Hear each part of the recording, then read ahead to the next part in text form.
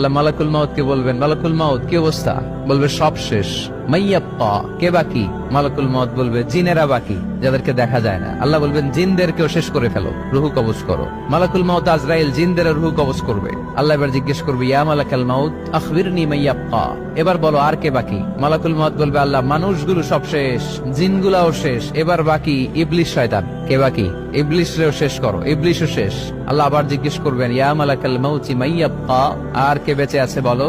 মালাকুল মাউত বলবে, আল্লাহ আপনার কথা অনুযায়ী পৃথিবীর সব মানুষের রুহু কবজ করলাম, সব জিনদের রুহু কবজ করলাম, ইবলিসের রুহু কবজ করলাম, এখন আছে শুধু ফেরেশতা। আছে কারা? যাও ফেরেশতাদের রুহু কবজ করো। ফেরেশতাদের রুহু কবজ হয়ে যাবে। এবার আল্লাহ জিজ্ঞেস করবেন, ইয়া মালাকাল মাউত আখবিরনি মাইয়াব্বা।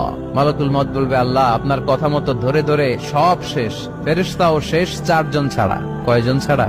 জোরে বলেন, কয়জন ছাড়া? ইসরাফিল, জিব্রাইল, মিকাইল, আজরাইল।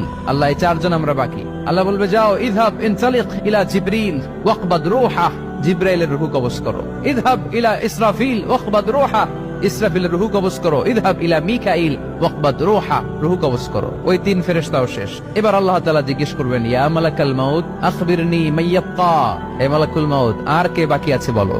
মালাকুল মাউত বলবে, আল্লাহ আপনার কথা মতো মানুষগুলো শেষ, জিনগুলো শেষ, ইবলিশ শেষ, আমার বাকি 3 ভাই ইসরাফিল, মিকাইল, জিব্রাইলও শেষ, শুধু আমি, শুধু আমি। আল্লাহ বলবেন, কেউ নাই? মালাকুল মাউত বলবে, না আল্লাহ কেউ নাই।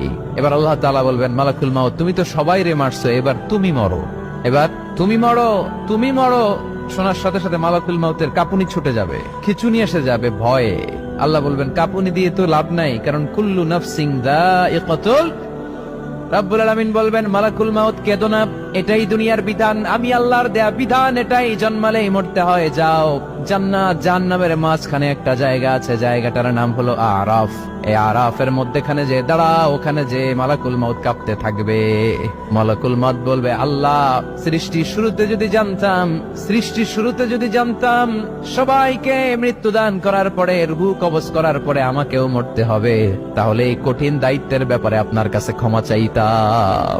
আজকে আমারও যে ভাগ্য বরণ করে নিতে হবে সৃষ্টির শুরুতে, আমি এটা কল্পনাই করতে পারি নাই। আল্লাহ বলবেন, নো টক, মুত ইয়া মালাকাল মাউত, মর, মরে যা, মুত, মরে যাও।